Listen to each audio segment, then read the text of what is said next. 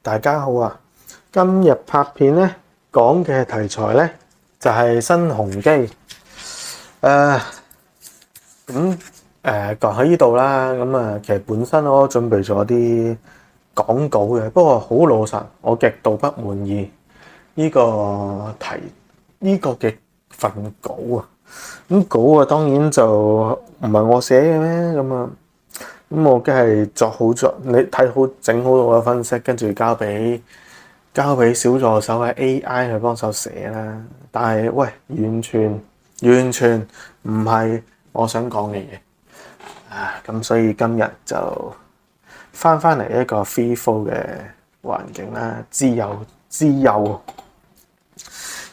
地講咁呢個八字咧，即係咁自由地講就不起密插啦，因為咧好技術性嘅，唔明就問啦。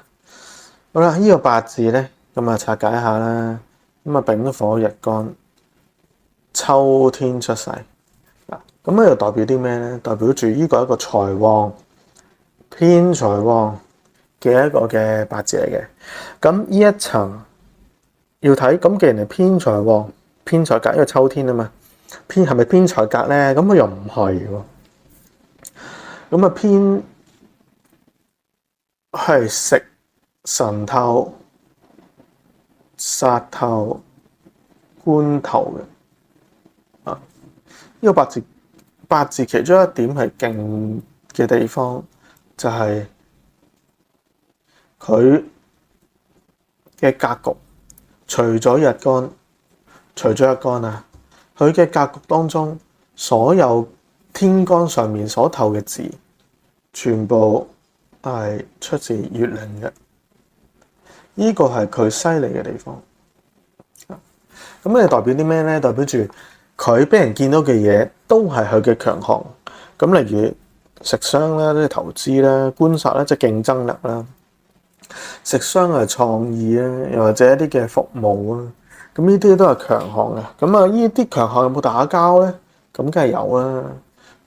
不過呢一點咧有奇怪，我哋係見唔到嘅。唔理佢啦。咁點解見唔到嘅？梗係原因咧，錢可以通，錢係可以生財噶嘛。一個金頭泄土生水，咁咪得咯，係咪？咁水旺，所以其實呢度係想講呢個八字個土係咪真係好勁咧？土係勁嘅，唔係最勁。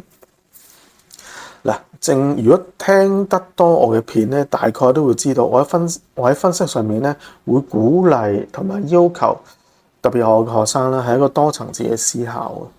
咁首先例如先講啦，呢個八字就係秋天，咁我哋理解嘅就係呢個秋天嘅環境有幾強項先，幾強旺先。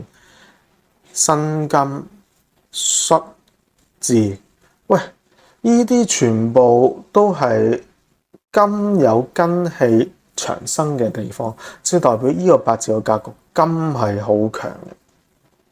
呢個第一。第二，土啦，土，喂，咦，係嘛？辛土坐身入病地，算啦。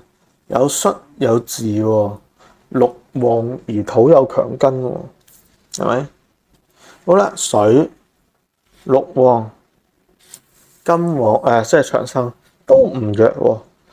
好啦，咁但係當中我唔弱還唔弱，都要有層次之分嘅。咁順便講埋火啦，有陸地，係咪？有庫，又係唔弱。咁如果係咁講，即係乜鬼都唔弱，係嘛？咁呢度已經講明咗，呢間公司係有實力、有能力嘅，因為所有嘢都唔弱。咁唯一弱嘅係冇顯現嘅就係木啦，呢度冇木嘅，冇印綬，呢間公司冇印綬。好啦，咁點都好啦，缺一係咪一個重點？呢個八字唔係一個重點，因為既然缺咗就唔使去講，冇得講啊！呢個八字原局，我哋講原局，土旺水旺，土金水打交，火喺當中嘅存在點咧？咁要講強弱嘅話咧，其實如果係聽剛才嘅講法咧，咁大家好可能就會諗，喂，火都好強啊，咪食神化煞咯，或者喂食神煞兩停啦，即係土金水水土兩停啦，咪財通關咯。咁呢個重點就錯啦，因為呢個八字頭先都話啦，四弱五行都強嘅時候，咁以八字睇嘅係以日主嘅角度去睇環境噶嘛，格局啊嘛，格局係咩啊？格局唔係金，係整體嘅環境。咁所以佢面臨嘅就係土旺啦、水旺啦、金旺啦。火面臨金旺，咪即係財旺咯，係嘛？財旺身弱，面臨土創，即係泄氣泄火啦。面臨水，即係水克金啦，水克火啦。相對上火係弱啲㗎，因為火喺今月份係弱㗎，即係克泄交加，兼財當煞而攻身啦。咁所以呢個八字最好係整死個水，整死個火，原局啊，原局啊，好多可能係好爭議啊，原局啊，呢種嘅做法係最好嘅。咁所以原局係做得到嘅，原局啊，原局，因為咁重嘅原局。好啦，咁呢度成日我不斷強調講原局，咁即係代表啲咩啊？上運會變化咯，啊，上運，咦，咩啊？土運喎，火運喎，咁啊好唔同啦，火有強筋啦，火有強筋，火亦後身強，身強而最緊要咩啊？尤其係丙火。身強丙火最緊要見水去制，呢個係缺嚟嘅，古人一直講開嘅缺，就係咁啦。咁但係係啦，唔好淨係睇缺啊。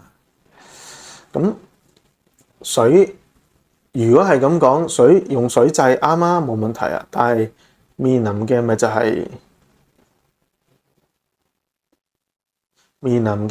就係土去克反克咯，其實啦，土去反克咯，係嘛？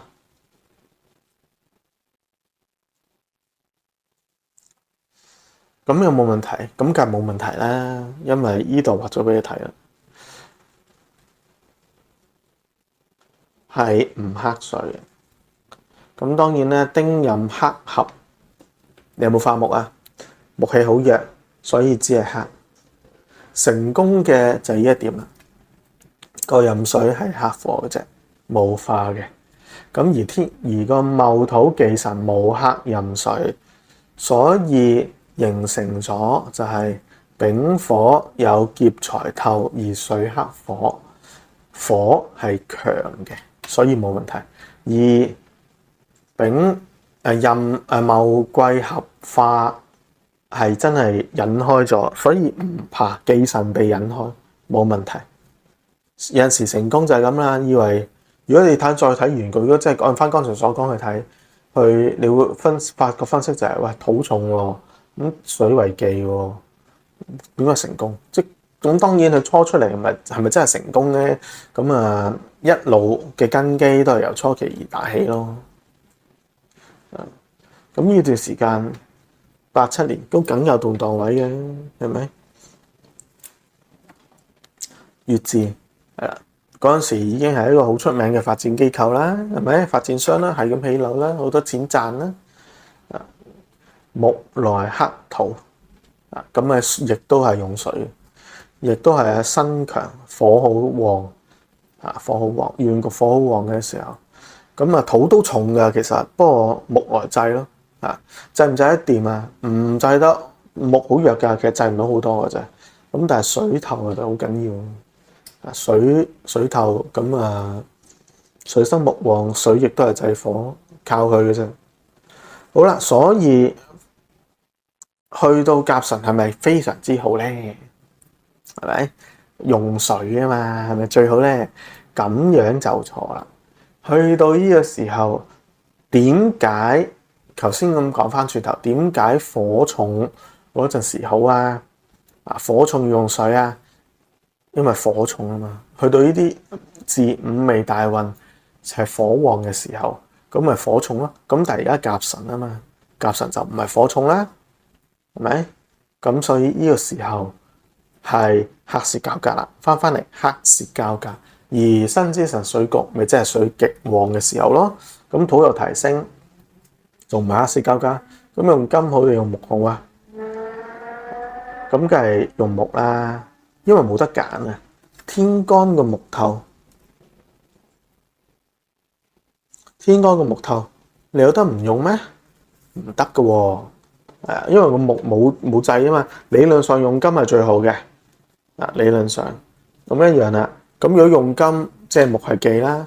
咁丙火喺黑蝕交加情況之下，用邊種好？咁丙火喺呢段時間，因為始終都係有根，咁所以見到木梗係用木啦。咁咪大鑊咯。木有幾強啫？喺原局之中，木助衰地雖然入嚟，自助神土看似佢強根，水來生木咁咪制土啦。制土啦，係咪成功？成功嘅，咁但係都係嗰句啦，木嘅力量好弱。土金水嘅根基猶存，而火弱咗，即係身弱，用木去制土攝煞，而呢個力量不足情況之下，所以係看似好而實質下滑。咁呢度如果唔明嘅冇問題嘅，睇翻新鴻基幅圖就知啦。之前股價唔係太理想，但係喺之前嘅情景之下一路走好。去到07之後，有雷曼事件啦，咁樓市又經歷呢個跌宕啦。不過喺我哋嘅觀感之中，新鴻基都係大賺特賺嘅，啲樓亦都係好有質素嘅表現。咁買樓梗係買新鴻基嘅感覺依舊係存在。不過我哋而家所睇嘅係睇呢間公司嘅價值，佢賺錢係正常嘅，因為佢本質佢嘅水旺啦、財旺啦、土旺啦，財偏財旺，本質呢間公司就係要賺錢。吹咩？係啊，佢個運唔好啊，但係佢嘅本質都係賺錢，就係咁。咁即係賺得唔夠多，所以呢個八字根本就係講佢唔好運，但係賺錢。佢係成功。點解啊？因為世人眼中所知，香港地仔個賺錢，雖然個地區賺到錢就成功，但係其實佢唔成功。好難去解釋，以我嘅口齒應該講唔清楚啦。不過就係咁嘅原理咯。咁所以如果好多人以為自己會名成利就成功，上到一個高位，但係做得好辛苦，咁究竟係成功定唔成功？咁就見仁見智啦。好啦，而家去到癸卯運，癸卯運就同甲辰好唔同啦，因為癸卯運就係水多出嘅情景，而木氣更旺，而土係下滑，所以呢個八字呢個情景係比甲辰好嘅。好啦，因為點好嘅地方係咩？就係更清晰，水好旺透晒啦，明顯係制火啦，即係面臨一個困局情景之中，相對上其他一樣嘅咋，佢嘅競爭對手一樣都係面臨呢個困境之中。咁邊個留得低，就睇邊個資產得夠，咁啊睇邊個夠強啦。咁丙火呢個新鴻基佢得印壽印星，喺一個競爭嚴苛、競爭或者條件咁嚴苛情形之下，佢係得到政策嘅支持去生存，或者同時調翻轉講，佢因為用印啊嘛，即係保守啦，係啦，係冇錯㗎。之前到現在其實呢間公司佢最大嘅問題就係佢被極度保守，啱嘅，冇問題嘅，反而因為咁而成功。資產多樣，亦都係業務不清，呢個係事實嘅。呢啲廣告當中想講嘅事，啱嘅，因為佢極多嘅政策，即係極多嘅業務去嚟收租啦，或者起樓啦，又或者一啲嘅投資買賣地投資項目繼續起樓啦，呢啲亦都係極度分散而多嘅項目嚟嘅。咁所以呢間公司最大嘅特色就係點咧？就係佢其實係包唔起嘅。佢即係如果以睇一間公司嘅價值去股價去睇，你會見到都浮浮沉沉徘徊於嗰條 chart 啦。咁啊，即係幾十蚊又未幾十蚊咩？接近100，又或者甚至乎上到100幾咁樣。呢個講唔係講股價，呢個重申一句係講間公司嘅能力值啊，資產能力值咧，浮浮沉沉都係你呢啲位而不斷難以有突破。咁呢種情況其實喺八字嚟講係代表佢嘅能力有限。咁但係對嗰句鬼咩？人哋喺一間好適合佢生存嘅地方，就係財旺嘅地方嘅地方度生存，不斷起樓要賣樓，而所做嘅亦都有競爭力，就係財旺啊嘛，生殺而攻身啊嘛，佢嘅競爭力極強。但係係用印而印可以蝕到官殺，亦都係制到食傷。所以新鴻基其實面臨嘅官或者同政府政策爭議嘅地方係唔多嘅，因為佢係用印係啦。好啦，呢度聽我諗今次應該係好術數啊。咁希望大家聽得明啦，聽唔明就留言啦。不過我嘅聽眾應該大部分都係會識八字術數先至會聽嘅。咁希望幫到大家啊，係啦。咁啊，上面都講下啦，嚟緊咁即係今年呢個運點啊，甲午丙午運，咁即係火提升啦。咁即係有競爭對手出現啦，水來制劫啦，亦都同時子午衝啦，代表啲咩咧？代表咪即係客路同管制或者嗰間地位備受動搖咯。客少咗啊，客出現但係少咗啊，咁嘅意思。咁點啊？容忍通關咯。咁即係都係嗰句穩定勝於一切。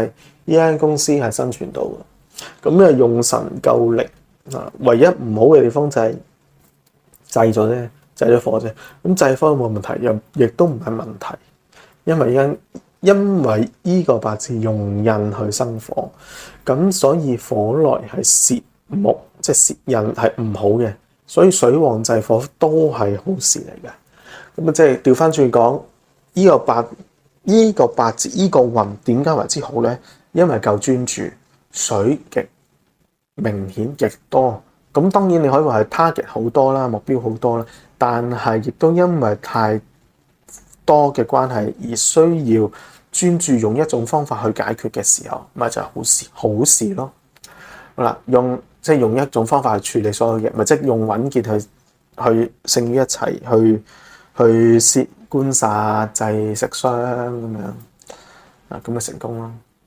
咁偏財又傷唔到個印星嘅，所以冇問題。好啦，今次分享到呢度，咁多謝大家。咁呢題咧都係嗰句，有咩問啊？